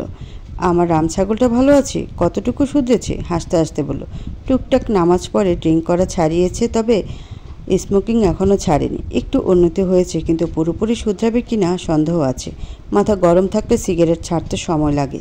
তবে তুমি আছো, আমি জানি তুমি পারবে। মা, একটা জরুরি কথা ছিল। হ্যাঁ বলুন। বড় একটা ডিল সামনে। যেহেতু কোম্পানি আমি আরুষের নামে লিখে দিয়েছি, তাই ক্লায়েন্ট ওর সাথে সরাসরি মিটিং করতে চায়। আমি চেষ্টা করেছিলাম জুনায়েদকে দিয়ে সব সামলে নিতে, কিন্তু ক্লায়েন্ট মানছেন না। তুমি আরুষকে বলো যেন ওদিকটা ঠিকমতো সামলায়। আপনি ডিটেলস পাঠিয়ে দিন, আমি দেখে নিচ্ছি, আর উনি সব সামলাবে, চিন্তা করবেন না আঙ্কেল। আচ্ছা মা, তুমি দায়িত্ব নিয়ে করো। এই ডিল কিন্তু কোম্পানির জন্য খুব জরুরি। দেখো যেন সাকসেসফুলি হয়। সাবধানে থেকো তোমরা। আমি তাড়াতাড়ি ফিরে আসার চেষ্টা করছি। কিছুক্ষণ নীরবতা। মেয়ের ফোনের স্ক্রিনে তাকিয়ে থাকলো, যেন দ্বিধা কাটিয়ে নেওয়ার চেষ্টা করছে। তারপর ধীরে ধীরে বলল, আঙ্কেল। কি মা? আপনার ছেলের অতীত সম্পর্কে জানতে চাই। আপনি ওর ব্যাপারে কতটা জানেন? আমি কিন্তু A to Z জানতে চাই আঙ্কেল। ফোনের ওপাশে নিঃশ্বাসের ভারী শব্দ, যেন বহুদিন চাপা পড়ে থাকা কোনো কষ্ট সামনে চলে এসেছে। কিছুক্ষণ পর রুহুল শেখের ক্লান্ত কণ্ঠ ভেসে এলো। আরুষকে কখনো সময় দিতে পারেনি মেহের। টাকা পয়সার সুযোগ সুবিধা সব দিয়েছি, কিন্তু ও কি চায় কখনো জানতে চায়নি। ওর জন্য সৎ মা আনার পর আমাদের মধ্যে দূরত্ব এমনভাবে বাড়লো যে একসময় টের পেলাম আমার ছেলে আর আমার নেই। ও বদলে গেছে, নষ্ট হয়ে গেছে। যখন বুঝতে পারলাম তখন অনেক দেরি হয়ে গেছে। একটা দীর্ঘশ্বাস ফেলে তিনি আবার বলতে শুরু করলেন। ড্রাগের নেশায় ঝুঁকে পড়েছিল ইন্টারমিডিয়েট লাইফে। একসময় পাগলপ্রায় হয়ে গিয়েছিল। রিহ্যাবে রাখলাম 6 মাস। ফিরল ঠিকই, কিন্তু বদলে গেল। ভীষণ জিদি হয়ে উঠল। একবার যা ঠিক করে সেটাই করে। ওকে নিয়ন্ত্রণ করতে পারিনি আর।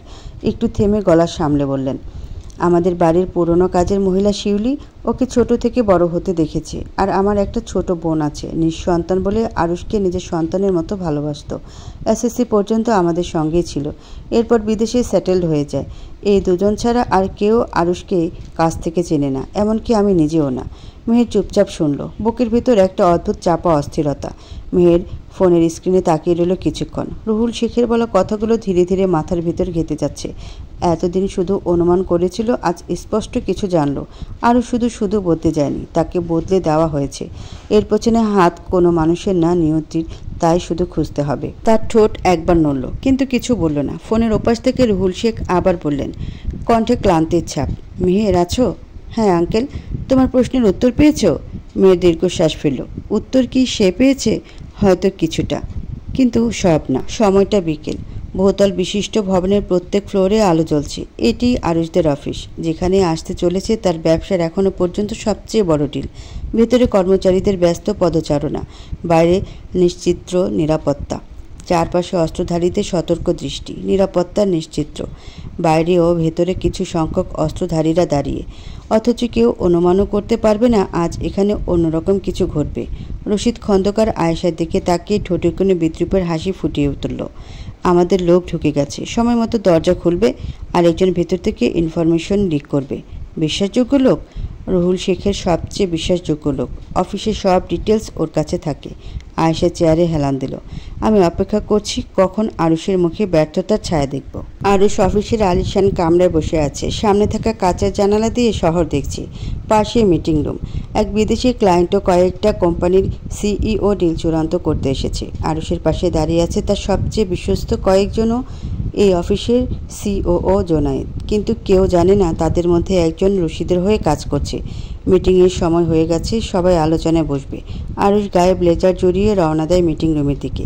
গিয়ে বসে মালিকের চেয়ারটায়। হঠাৎ অফিসের লাইট একটু ঝলসে উঠল। ঠিক তখনই একটা গুলির শব্দ। আচমকা একজন ব্যস্ত হয়ে ঢুকে পড়ল। বস, সমস্যা হয়েছে। আরুষ ঠান্ডা গলায় প্রশ্ন করল, কি হয়েছে? আরুষ বুঝতে পারছে ভিতরে কিছু একটা গন্ডগোল হয়েছে। এই দুনিয়ায় বিশ্বাসঘাতকের অভাব নেই। নিরাপত্তা ব্যবস্থা এত সহজে কেউ ভাঙতে পারে না বিশ্বাসঘাতকতা না করলে। সে ধীরে ধীরে তাকালো তার বিশ্বস্ত গার্ডদের দিকে। বাজ পাখি দৃষ্টি ফেলে দেখতে পেল জোনায়েদের চেহারায় ভিন্ন রকম অনুভূতি প্রকাশ পেয়েছে।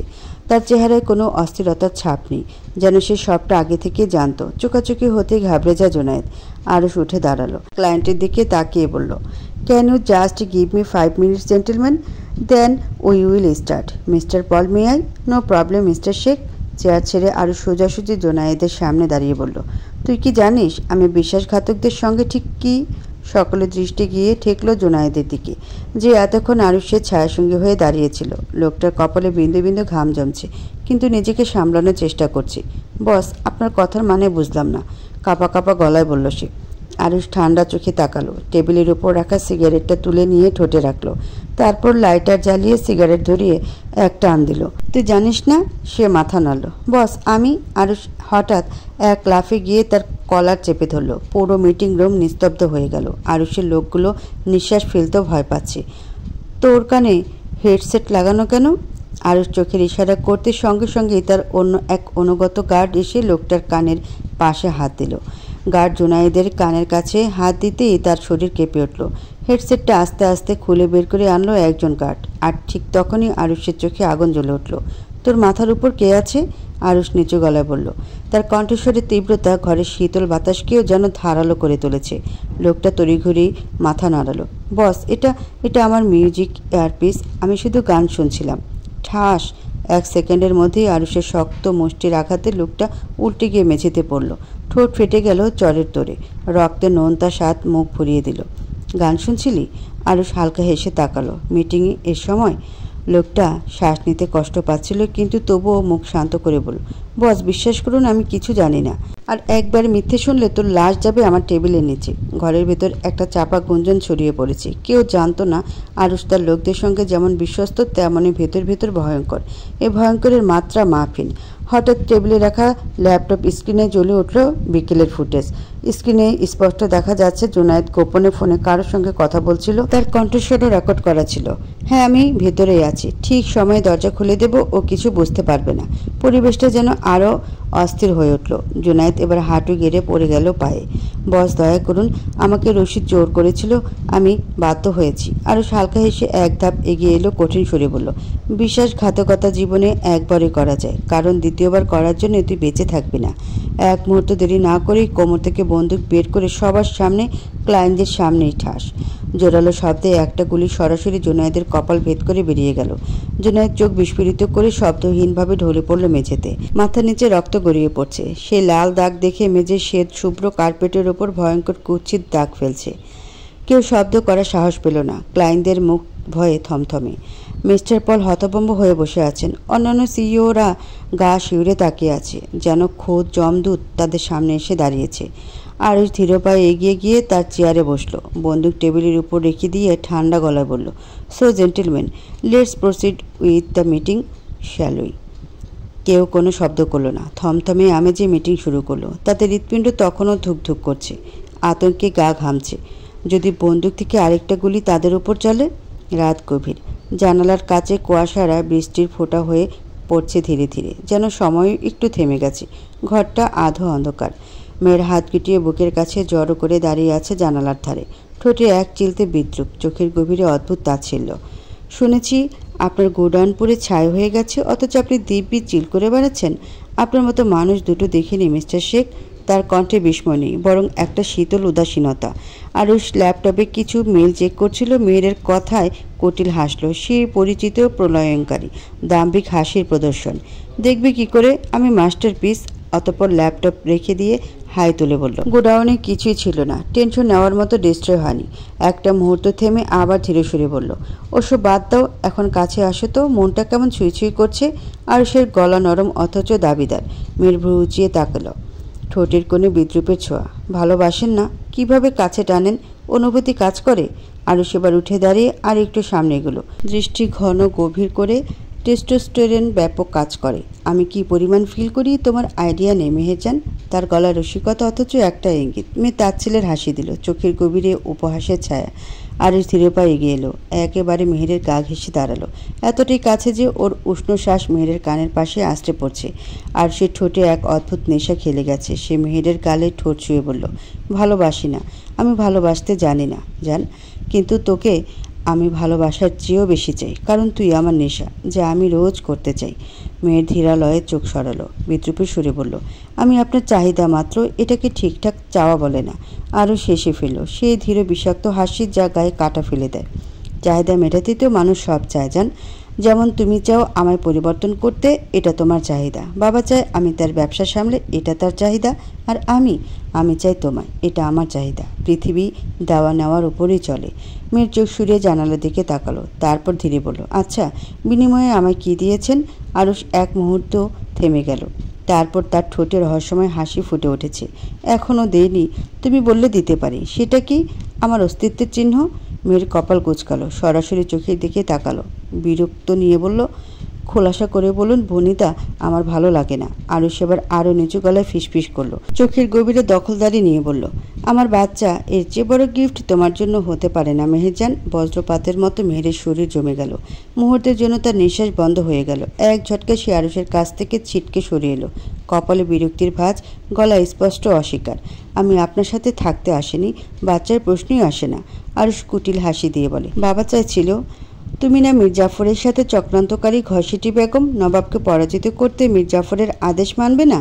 মেয়ের চোখ রাঙিয়ে তাকালো, ঠোঁটের কোণে তীব্র বিদ্রুপ। ঢং করবেন না, ঘুষি মারব। আরুষ ভ্রু উঁচিয়ে তাকালো, যেন এতে তার বিন্দুমাত্র ভয় নেই, বরং আরও কিছুর স্পষ্ট ইঙ্গিত আছে। মারামারি বেডে করলে সুবিধা হয় না? চোখ টিপে বলল। মেয়ের রাগে ফেটে পড়ল, হাত তুলতে গিয়েও থেমে গেল হাত। স্বামী নামক প্রাণীকে মারতে নেই, পাপ লাগবে। তবে চোখ দুটো ক্রোধে জ্বলছে। দাঁত কিরমির করে বলল সে, নষ্ট পুরুষ। আরুষ আরেকটু এগিয়ে এসে মিশে গেল মেহেরের সাথে, একেবারে তার কানের পাশে ফিসফিস করেও জানালো, তোমারই তো এই শরীরের প্রতিটা কোণা আমার চেনা দরকার মেহেরজান। কোথায় ছুলে তুমি কাঁপবে, কোথায় ছুলে তোমার শ্বাস বন্ধ হবে, সব জানবো আমি। আরুষের গলার সুর এতটাই গভীর, এতটাই নেশাময় যে মেয়ের শ্বাস অগোছালো হয়ে গেল এক মুহূর্তের জন্য। দ্রুত কয়েক কদম পিছিয়ে গেল। চোখে ঘৃণা নেই, কিন্তু বিদ্রুপের ঝিলিক স্পষ্ট। চোখের কোণে চাপা তাচ্ছিল্য। আপনি আসলে দুঃসহ। এই পৃথিবীর সবচেয়ে বিরক্তিকর মানুষটা আপনি, মিস্টার শেখ। আরুষ একটু বাঁকা হাসলো, যেন ওরকম অভিযোগ সে রোজ শোনে। জানি, কিন্তু দুঃসহ জীবনগুলোকেই মানুষ সবচেয়ে বেশি মনে রাখে, তাই না? তীক্ষ্ণ দৃষ্টিতে বলল। মেয়ের চোখ সরিয়ে নিল। আপনার এসব কথায় আমি বিভ্রান্ত হব না।